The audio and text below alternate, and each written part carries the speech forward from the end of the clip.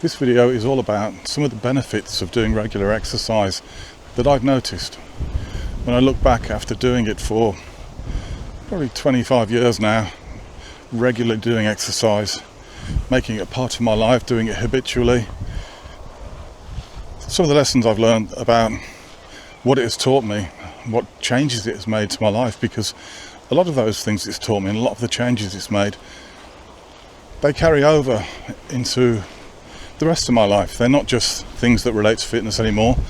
They're really important lessons that I've used in business and in my personal life.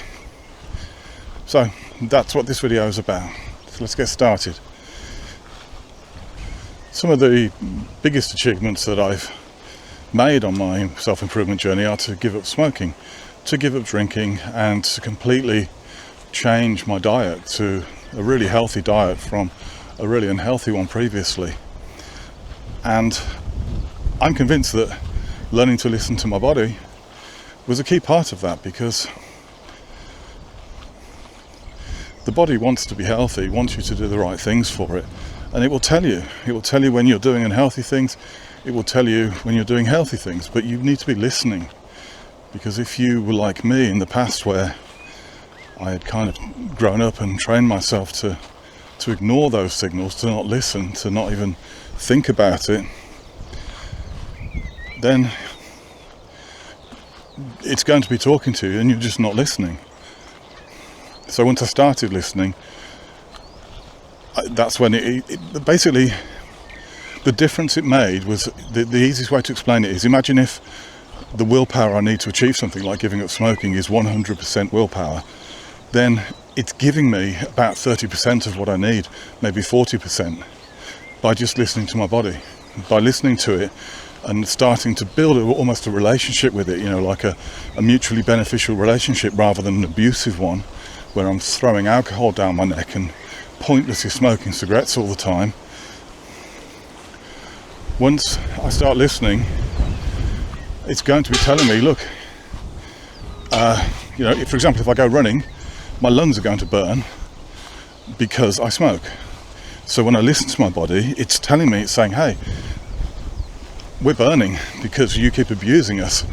So by listening to that, it helps me to give up smoking. And it helps me in the way that I just described, where it's like having a 30 or 40% boost to willpower. I mean, who doesn't want that when you're trying to achieve something and you're really struggling it? 30 or 40% is a lot. And ultimately, I achieved that goal. I gave it up forever. So that's a good example of how listening to your body can be really helpful and really important. And like I said, it's kind of like building a relationship with something where it was a dysfunctional relationship before, but you're turning it into a functional one where you give a damn, where you treat it with respect and you say, okay, let's see what you can give me back. And yeah, the things you get back from your body when you look after it are really worthwhile. A long life sounds good to me. So as well as being able to listen to it, you actually get to know your body better, which again is important. One of the reasons for that is because you're less likely to cause yourself an injury by doing silly things when you're exercising. You still do, it still can happen, you still have injuries, you still make mistakes, but you're less likely because you're listening to it and you start learning about it, you start knowing your body, so you know what it can take. And the combination of that, of knowing it better and all the time getting more and more tuned into listening to it. For example, I will go for a run sometimes and one of my knees will just give me a little nudge and say, oi, we're a bit sore. And I listen to that. So maybe on that session, I'll do more upper body work and I'll think about what I'm doing with my legs. Instead of doing loads of slalom running and stopping and starting, I'll do the kind of things that are a bit more kind to my knees. I'll just run in a straight line and run really gently. And if I run quite fast, when I need to slow down, I'll slow down really slowly rather than putting all that pressure on my knee joint by slowing down really quickly. It's simple stuff, but I didn't know these things beforehand. I never knew them. Maybe I was a bit simple myself. But I've learned them over the years, and they come from consciously making a decision to try and listen to my body more and try and understand, can it give me signals? Is there two-way communication between us? And I believe there is. I believe, obviously it's not just a voice, it's little signals that you learn to recognize, little kind of moods and things that you pick up on. You think, okay, let's do it this way this time, let's go easy on this time. Another big advantage of doing regular exercise that I've discovered is that it's a way of testing out your willpower and practicing goal setting. So you need to be doing things while you're training, you need to be thinking about things. Ideally, what you're trying to do is to, if you did 10 reps last time, try and do 11, or if you spent 5 minutes doing something, try and do 6. You're constantly pushing yourself, if you can, to just do a little bit better, just to keep pushing yourself and testing your limits. And these are things that are transferable. These are things where you find that when you're doing that on a regular basis, just as a habit, because it helps you to do more of the right kind of exercise, then you might be doing something else in your work life that's really challenging, but you find that you've kind of, if you had a muscle that was willpower and a muscle that was goal setting, you're kind of working that muscle and it's getting stronger, it's getting better at doing what you're telling it to do. So this is, again, one of the benefits. And it's a benefit that I found it to be true. That I found when I'm trying to do other things in my life, I've got the same mindset and I can use it as like something to refer to in my own head. So let's say I'm facing a challenge in business and it's really, really challenging, and a part of me is doubting whether I can do this, and another part of me is going, no, I'm trying to build myself up. Then I can refer in my mind to the experience I had on the recreation ground. I can say, look, the other day you were trying to do something fitness-wise and you really, really pushed yourself and you showed that you had so much willpower. Surely you can do that thing in business too. And again, it sounds very simple, but it works.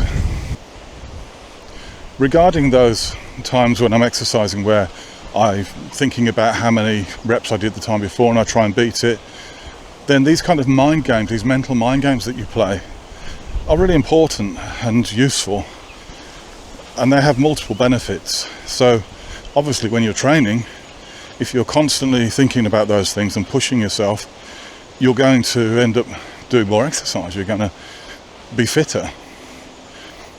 But secondly, you're building mental resilience, you're building mental strength.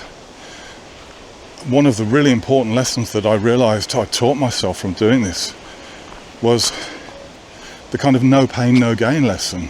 And most people know that saying, but it's one thing to just know it, and it's another thing to really feel it in action, which is that I found that lesson had gone really deep inside me, so that when I was doing something that wasn't at all fitness related and there was an element of pain, whether it was emotional pain or mental pain, when you're thinking really hard about something, I just found that in my mind I was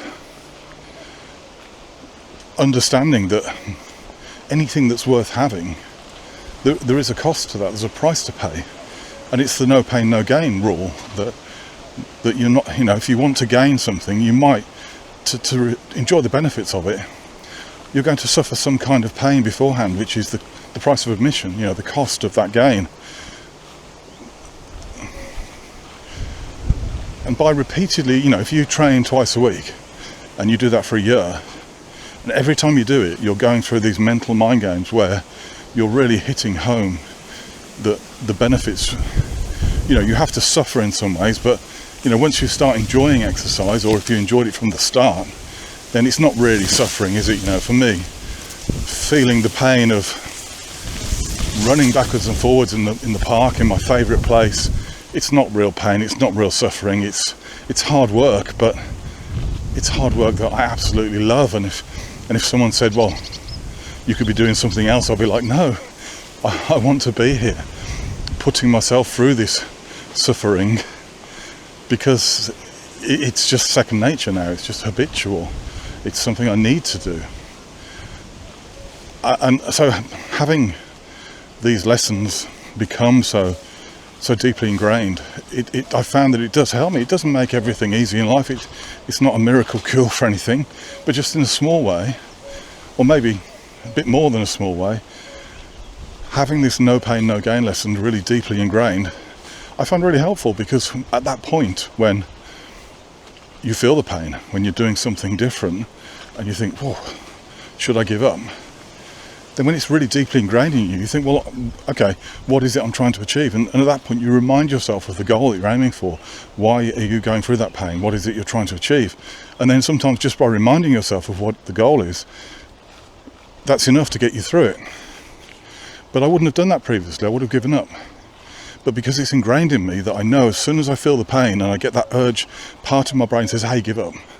The next thing my brain does is it says no, because I know the rule, because it's so deeply ingrained in me. So it's kind of programmed into my brain now that as soon as I feel like giving up on something, my brain automatically just switches to that lesson and says, don't give up, because it is going to hurt. You know that anything you do that's worthwhile is going to hurt in some way. There is a price to pay. So we just accept that and we carry on. And that's how it is. The final point I would make goes back to something I said earlier about how you play the mental mind games when you're training. And this becomes a habit in itself, that by either thinking about the exercise you're doing and what you're trying to achieve and pushing yourself to do an extra lap or rep or whatever it is, or thinking about some problem you're trying to solve in your life, if you just get yourself in the zone and you're then thinking about complicated issues in your life, and by being in that zone you can think about them in a way that you start solving them. Either way, if you're distracting your brain while you're exercising, which is the point I'm trying to make here, then the exercise becomes easier. So when I used to run for me long distances, one of my favourite places to do that is a place called the Nordbahntrasse, which is a north train track in Germany, and they've got lots of train tracks there where they've tarmacked over them and turned them into cycle paths or jogging paths, whatever you want to use them for. But because they used to be railway lines, they're relatively flat. They don't have really sharp turns or anything, and they're kind of quite wide. So basically, they're lovely to run on, because you don't get distracted with obstacles and other things. It's just get your head down and just keep going. So I found by running on there, by jogging, that I could really get deeply into the zone. You know,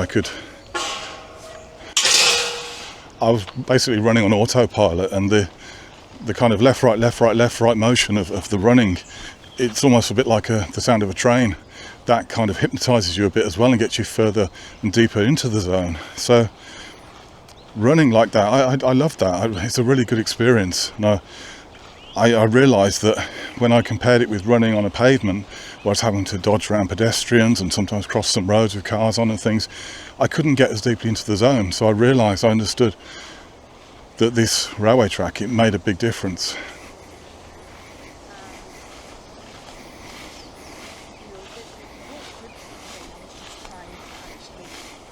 Break it down into. So I realised that the railway track made a big difference, and I worked out that it was because there was no obstacles, because it was really smooth, that was how I could really zone out. So an additional lesson that this taught me was that when you're doing something quite difficult, something where you need sort of endurance and stamina, so it could be a work task that's just really boring, getting on your nerves, that if there's part of it that you can do kind of on autopilot without thinking too much, then the best way to make it easier is to zone out a little bit, is to get in the zone, is to think about something else. And if there's some kind of repetitive action that you're doing, even better. Overall, to conclude, what I'm saying is do some exercise, do lots of it. It's just fantastic. It's It's one of my favourite things. It makes me glad to be alive, and it really forces me to respect my body, to appreciate what I've got, and to try and make my body and brain as healthy as possible so that it will function for as long as possible, so I can have a long, healthy life.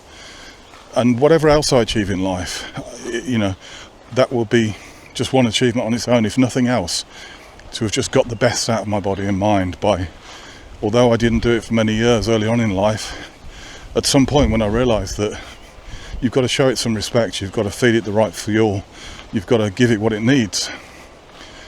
At least if nothing else, at the end of my life I can look back and say, well, I did that one, I turned that one around. I spent many years abusing my body, giving it the worst kind of fuel, and consequently finding life really hard because none of my body or mind was functioning at a decent level. Then at least I will have achieved that. So thanks for watching this. I hope you enjoyed it and got something from it. If you like it, please click the like button and subscribe to my channel. I'll see you on the next one.